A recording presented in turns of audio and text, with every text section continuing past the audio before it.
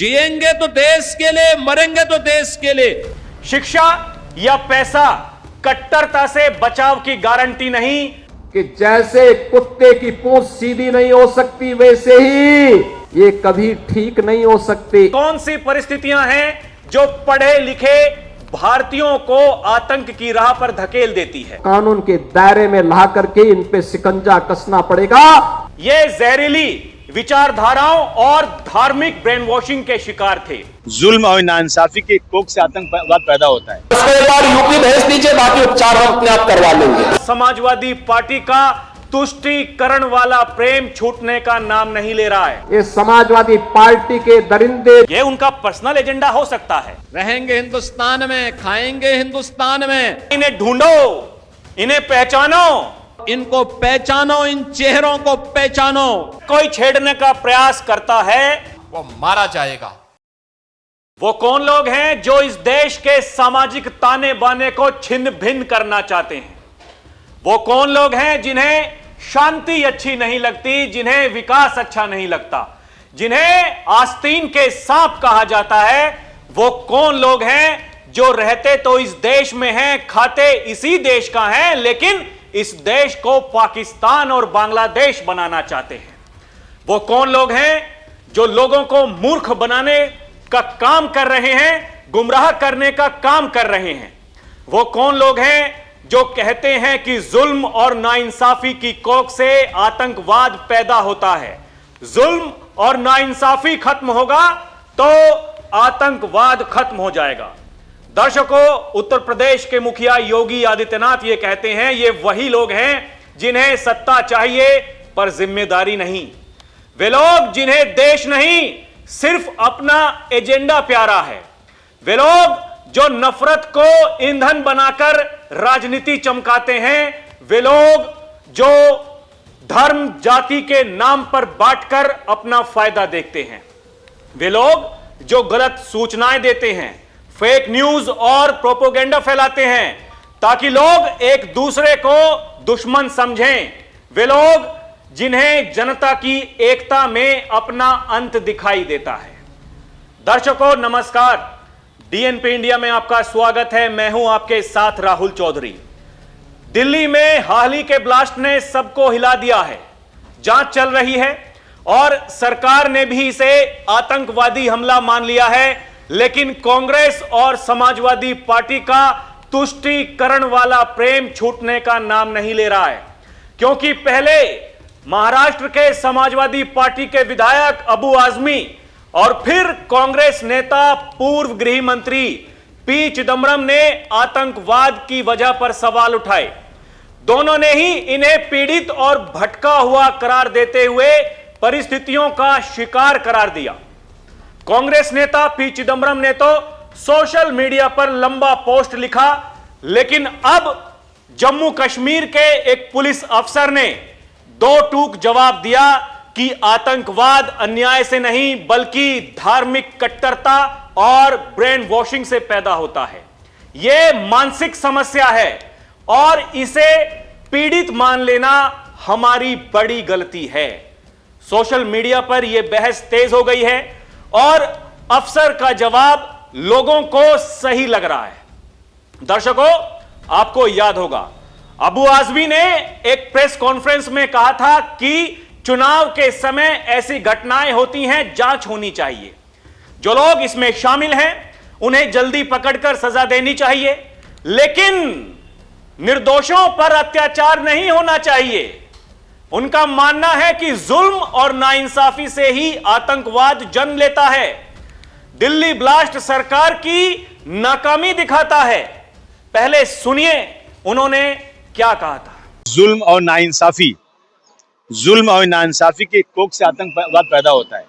जुल्म और नाइंसाफी खत्म होना चाहिए, आतंकवाद खत्म होना चाहिए। और किसी निर्दोष के साथ ऐसा न करो। अगर अपनी नाकामी को छुपाने के लिए किसी को पकड़ के जेल में डाल देना, मैं समझता हूँ ये बहुत बड़ा जो है बड़ी नाइंसाफी है। दर्शकों, अबू आजमी ने यह बयान दिया, उसके बाद कांग्रेस के नेता पी चिदम्बरम ने इसे आगे बढ़ाया। उन्होंने लिखा कि आतंकवादी दो तरह के होते हैं, बाहर से घुसपैठिए और घर में ही पैदा हुए। यूपीए के समय संसद में उन्होंने होम ग्राउंड टेररिस्ट का जिक्र किया था तो लोग हंसते थे, लेकिन सरकार जानती है कि यह सच है। उन्होंने पूछा कि ऐसी कौन सी परिस्थितियां हैं जो पढ़े लिखे भारतीयों को आतंक की राह पर धकेल देती है। अब सोशल मीडिया पर लोग यह कह रहे हैं यह सवाल कांग्रेस और समाजवादी पार्टी के गठबंधन को सूट करता है, भले ही इत्तेफाक हो। इसके अलावा अब पी चिदंबरम को एक अफसर, superintendent of police SP Pranav Mahajan ने बहुत ही सधे तरीके से जवाब दिया।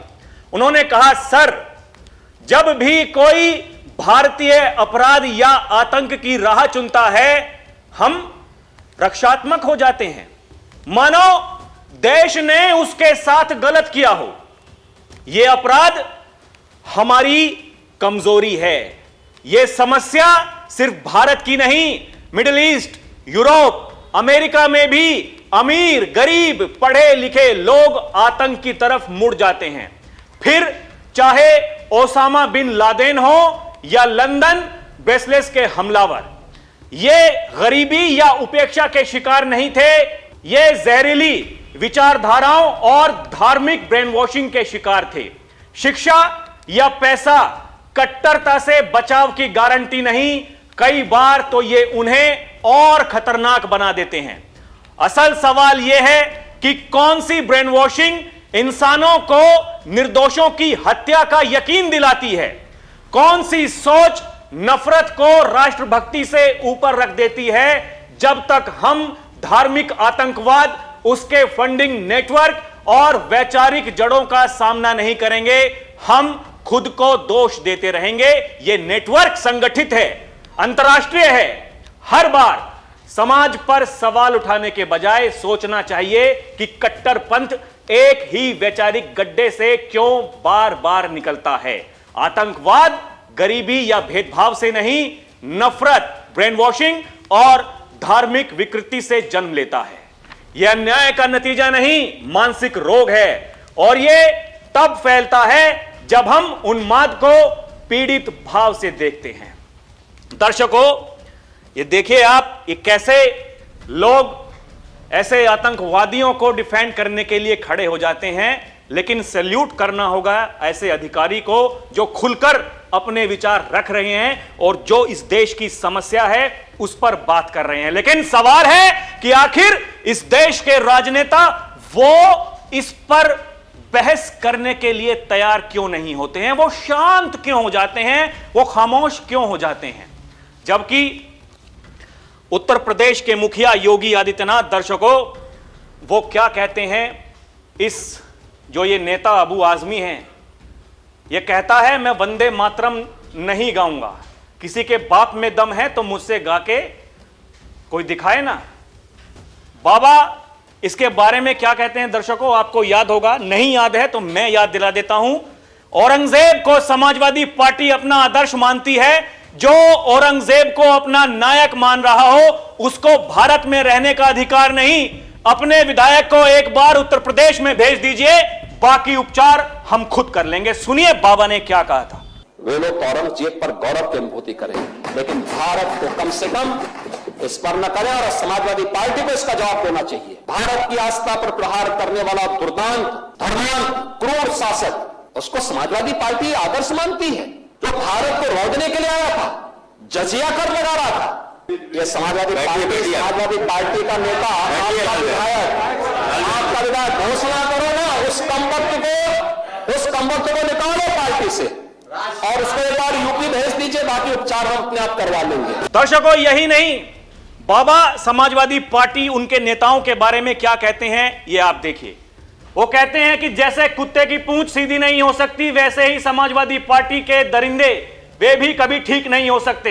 इनको कानून के दायरे में लाकर हमारी सरकार वही कार्य कर रही है जिसके ये पात्र हैं। सुनिए क्या कह रहे हैं योगी आदित्यनाथ। जैसे कुत्ते की पूंछ सीधी नहीं हो सकती, वैसे ही ये समाजवादी पार्टी के दरिंदे जो बेटियों की सुरक्षा के साथ खिलवाड़ कर रहे हैं, ये कभी ठीक नहीं हो सकते। इनके लिए तो कानून के दायरे में ला करके इन पे शिकंजा कसना पड़ेगा, और हमारी सरकार वही काम कर रही है इनके साथ में। ये देखिए दर्शकों, ये क्या कहा था अबू आजमी ने, बेगुनाहों को सजा ना दे सरकार, असली गुनहगारों को फांसी पर लटकाए। सपा नेता अबू आजमी का दिल्ली धमाकों पर बड़ा बयान। ये कोई मुझे वंदे मातरम गाने के लिए मजबूर नहीं कर सकता। सपा विधायक ने फिर अलापा हिंदू मुस्लिम राग। ये देखें, मीडिया रिपोर्ट्स में ये उस समय छपा था दर्शकों, और इसीलिए योगी आदित्यनाथ ने यह कहा एक जनसभा को संबोधित करते हुए, आज भी कुछ लोग हैं रहेंगे हिंदुस्तान में, खाएंगे हिंदुस्तान में, लेकिन वंदे मातरम नहीं गाएंगे। और हम उनकी मंशा को समझें। जो लोग वंदे मातरम का विरोध कर रहे हैं वे भारत माता का भी विरोध कर रहे हैं। बाबा ने कहा इन्हें ढूंढो, इन्हें पहचानो, इनकी पहचान करो और प्रशासन को बताओ ये लोग क्या कर रहे हैं। प्रशासन इनको ठोकने का काम अपने आप कर लेगा। एक बार नहीं, बार बार योगी आदित्यनाथ ये कहते हैं अलग अलग मंचों से, आप केवल प्रशासन को बता दीजिए, इनका जो कुछ करना है इनका उपचार हम स्वयं कर लेंगे। और योगी ने यह कहा कि इन चेहरों को पहचानो जो शासकीय योजना में हड़पने की होड़ में पहली लाइन में खड़े होते हैं, लेकिन जब वंदे मातरम गान की बात होती है तो कहते हैं कि हम नहीं गाएंगे। ये कौन लोग हैं? सुनिए क्या कह रही होगी। रहेंगे हिंदुस्तान में, खाएंगे हिंदुस्तान में, लेकिन वंदे मातरम गाएंगे नहीं। हम उनकी मंशा को समझें, हम उनकी मंशा को समझें। ये बाध्यकारी नहीं है, लेकिन यह समझने की विषय वस्तु भी है।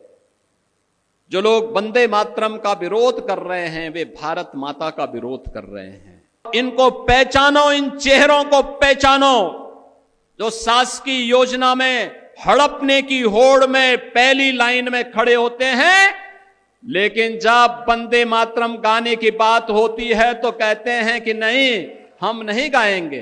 दर्शकों, जिनको निर्दोष भटका हुआ कहा जा रहा है, अभी तक तो हमने ये सुना था, लोग ये कहते थे जो लोग गरीब हैं, बेरोजगार हैं, गुमराह हैं, लोग उनके हाथों में पत्थर दे देते हैं, हथियार दे देते हैं, और वो ये कहते हैं कि आज अपनी ताकत दिखाने का समय आ गया है, उसके लिए चाहे हमें पुलिस वालों की जान ही क्यों ना लेनी पड़े। अभी हमने देखा कुछ दिनों पहले बरेली में जो तांडव कराने की कोशिश की गई थी, लेकिन योगी ने कहा कि वो मौलाना भूल गया था कि उत्तर प्रदेश में शासन किसका है। दर्शकों, वो प्लानिंग जो थी उत्तर प्रदेश को दहलाने की, उत्तर प्रदेश में अराजकता फैलाने की, ये प्लानिंग कोई छोटी प्लानिंग नहीं थी, क्योंकि अब जब जांच हो रही है, नए नए खुलासे हो रहे हैं, तो फिर सच सामने आ रहा है। ये देखिए ना, पूरे देश में आतंकी हमले करने का था प्लान। जैश ए मोहम्मद की लेडी कमांडर ने कबूली 2 साल से विस्फोटक जमा करने की बात। ये देखिए, दिल्ली ब्लास्ट में डॉक्टर शाहीन की गिरफ्तारी के बाद चर्चा में आया जैश ए मोहम्मद। इस केस में जैश ए मोहम्मद कनेक्शन भी सामने आया है। ये कैसे लोगों को यह भ्रमित करने के लिए ऐसे डॉक्टर्स की फौज तैयार कर रहे थे।